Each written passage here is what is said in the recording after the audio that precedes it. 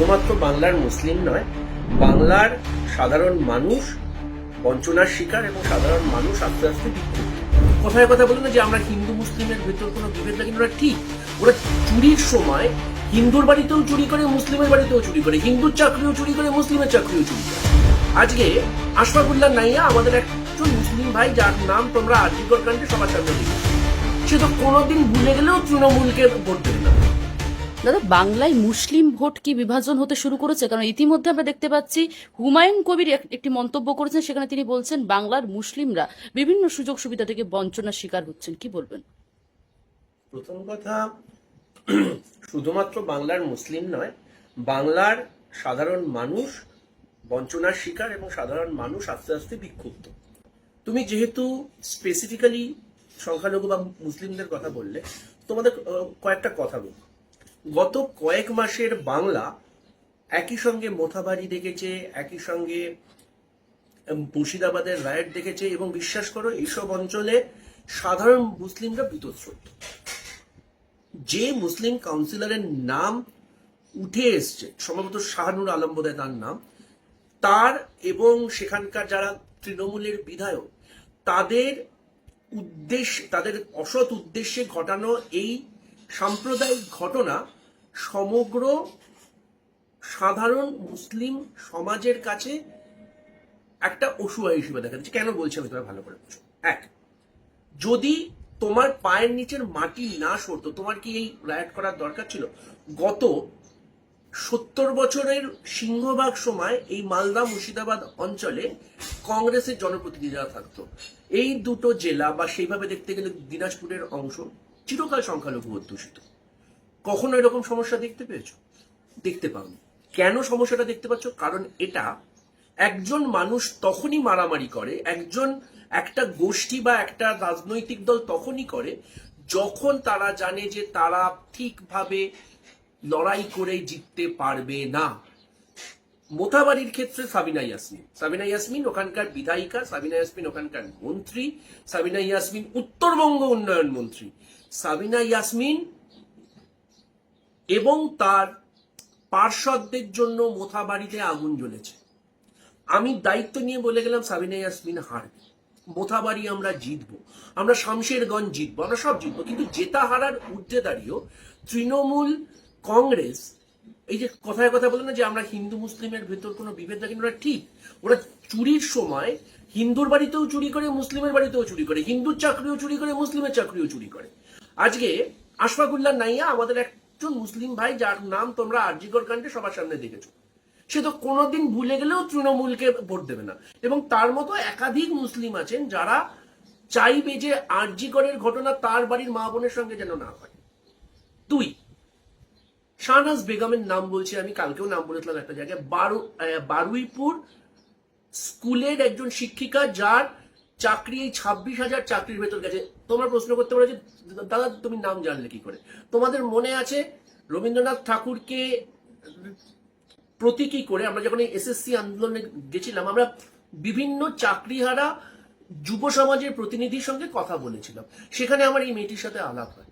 সেই মেয়েটি বলে যে আমরা কোনো রকম কোনো ঘুষ না দিয়ে নিজের যোগ্যতায় চাকরি পেয়েছি, আজকে আমাদের রাস্তায় বেরোলে এইসব কথা শুনতে হচ্ছে। কেন শুনবে বলো তো? ফারাক্কার, যেটা মুসলিম অধ্যুষিত একটা জায়গা, সেখানে অর্জুনপুর হাই স্কুল আছে। সেই হাই স্কুলে 63 জন শিক্ষকের ভেতর 36 জনের চাকরি গেছে এই 26,000। এইসব যদি, এই ঘটনা যদি হয়, মানে মুখ্যমন্ত্রী শুধু মুখে দুধেল গাই বলবেন, তারপরে সংখ্যালঘু হোক সংখ্যাগুরু হোক সবার অধিকারগুলোকে খর্ব করবার জন্যে প্রশাসনিক ভাবে দুর্নীতি করবেন, ইনস্টিটিউশনাল করাপশন করবেন, তাহলে কেন বলো তো ভোট দেবে? আজকে যখন এটা জানা যাচ্ছে যে ওয়াকফের এই আইন, ওয়াকফ বিরোধী আন্দোলনটা সংগত ছিল, এবং ওয়াকফের আইন নিঃসন্দেহে কেন্দ্রীয় সরকারের একটা অত্যন্ত দূরভিসন্ধিমূলক আইন, কিন্তু তার মানে তো এটা নয় যে ফিরহাদ হাকিম বা নাজমুল হকের মতো তৃণমূলের সাংসদ, মন্ত্রী, বিধায়করা ওয়াকফের জমি চুরি করেনি। ওয়াকফের জমি চুরি করেছে। ঈশ্বরের নামে প্রদত্ত জমি যদি তৃণমূলের পদাধিকারীরা চুরি করে, তোমার মনে হয় যে মুসলিমরা তারপরে ভোট দেবে?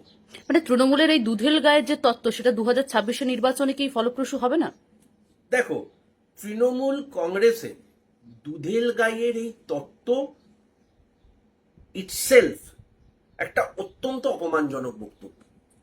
আমি কখনো আমার ভারতবর্ষের সংবিধানের প্রথম বক্তব্যটা কি বলতো, we the people of India, article 14 কি বলছে বলতো, জাতি ধর্ম বর্ণ নির্বিশেষে এই ভারতবর্ষে সবার অধিকার সমান। সেখানে দাঁড়িয়ে একজন সাংবিধানিক পদাধিকারী শুধু নয়, একজন যিনি আমার সাংবিধানিক অভিভাবক মমতা বন্দ্যোপাধ্যায় একটা গোষ্ঠীকে দুধেল গাই বলছে, কতটা অপমানজনক হতে পারে। তারপরেও অস্বীকার করার জায়গা নেই, এই বাংলার সিংহভাগ সংখ্যালঘু মানুষ মমতা বন্দ্যোপাধ্যায়কে ভরসা করেছিল। কিন্তু সেই ভরসা তো নিরঙ্কুশ হতে পারে না, ভরসা তো নিরবিচ্ছিন্ন হতে পারে না, ভরসা তো নিঃশর্ত হতে পারে না।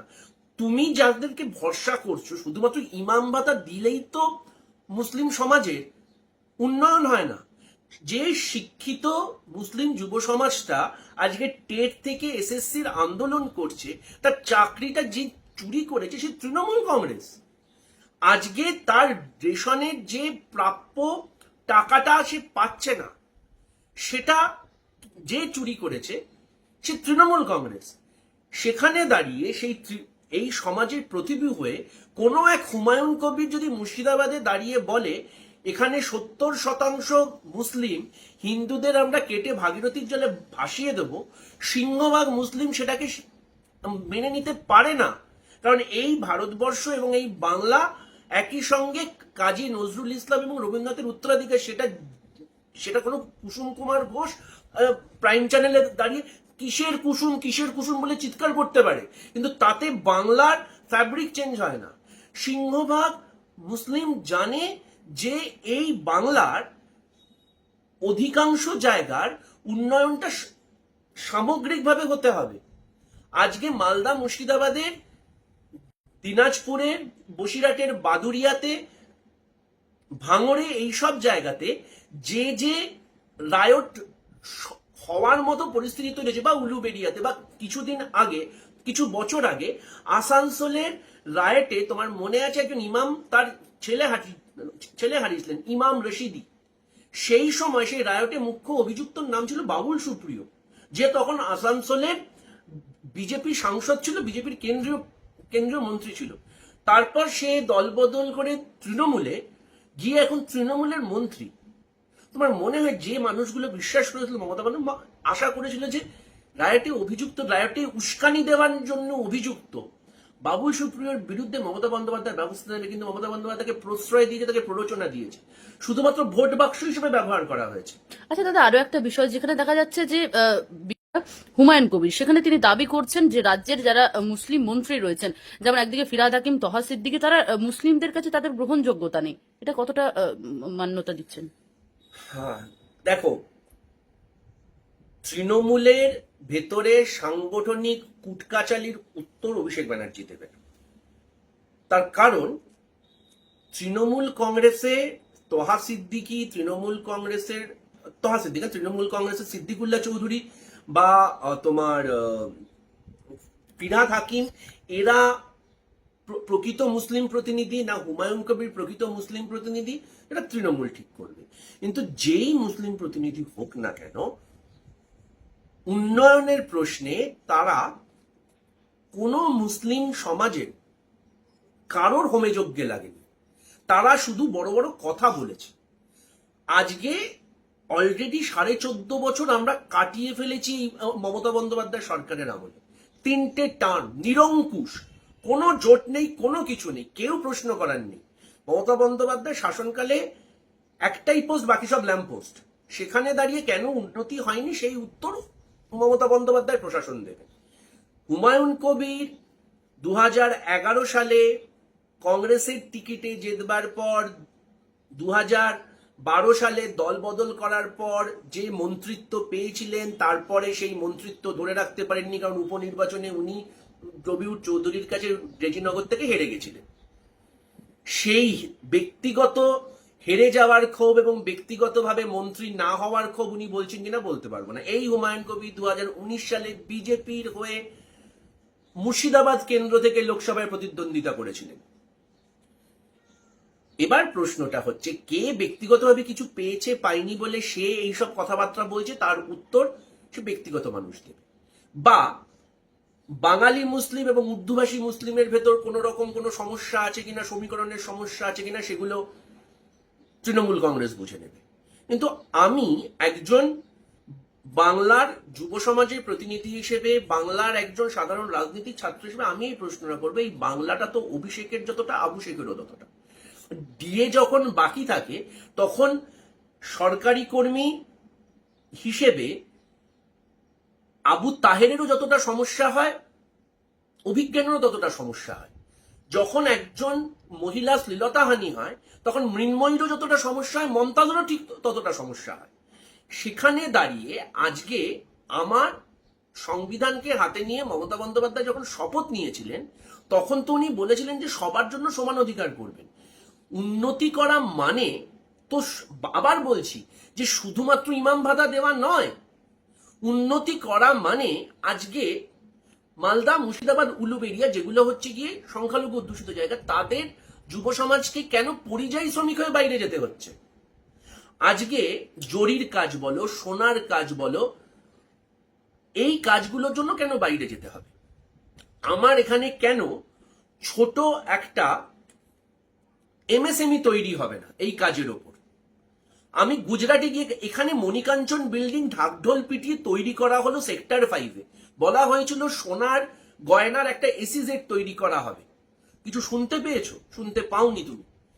আচ্ছা, হাতের কাজের ক্ষেত্রে বা ধর আমার এই কৃষি প্রধান বাংলা থেকে অর্গানিক চাষের মাধ্যমে বাইরে রপ্তানির জন্য একটা কৃষি প্রকল্প করা উচিত ছিল। ইউপিএ 1, ইউপিএ 2 এর আমলে আমাদের সেরকম প্রকল্প তৈরি করা হয়েছিল, যেটাকে কাজে লাগিয়ে সিকিম আজকে অর্গানিক স্টেট হিসেবে উঠে এসছে। আমরা করতে পারতাম না যে আম, যেটা হচ্ছে মালদার আম শুনলে আমরা সবার জিভে জল চলে আসে এই গরমকালের সময়, সেই আমকে কেন্দ্র করে একটা ফুড প্রসেসিং ইউনিট আমরা তৈরি করতে পারতাম না। আমরা তৈরি করতে পারতাম না যে দক্ষিণ 24 পরগনার বিস্তীর্ণ অঞ্চল আছে, যেখানে ফল বলো, সবজি বলো, মানে বারুইপুরের পেয়ারা থেকে শুরু করে আমরা করতে পারতাম না। সেগুলো না করে আমি এই সংখ্যক জায়গা বা এই জায়গা থেকে আমি একটা কি করেছি, একটা জাহাঙ্গীরকে তুলে এনেছি, আমি একটা শাহজাহানকে তুলে এনেছি, আমি একটা সন্দেশখালী হতে দিয়েছি, আমি একটা মগরাহাট হতে দিয়েছি। এবং এগুলো হতে দেওয়ার জন্য দুর্ভাগ্যবশত মমতা বন্দ্যোপাধ্যায়ের এই প্রশ্রয় এবং প্ররোচনার সুবাদে মুষ্টিমেয় বেশ কিছু মানে বদমাইশ এবং কি বলবো, যারা ক্রিমিনালকে রাজনীতি, শওকত মোল্লাকে তুলে নিয়েছে, যে শওকত মোল্লাকে মমতা বন্দ্যোপাধ্যায় নিজে বিধায়ক বানাবার পরে বলেন যে কেন তোকে বাস স্ট্যান্ড দেবো, তুই তো বাস স্ট্যান্ডে বসে বোম বাঁধবি। এই স্টেটমেন্টটা দেওয়ার পরে শওকত মোল্লার বিরুদ্ধে গ্রেফতারি হয় না। এবং এই মুষ্টিমেয় শওকত মোল্লা, শাহজাহান, জাহাঙ্গীর বা এই আনিরুল ইসলাম, এদের জন্য সারা বাংলার মুসলিম সমাজ। বাংলা হান্টের আরো খবর দেখতে নজর রাখুন। বাংলা খবর মানেই বাংলা হান্ট।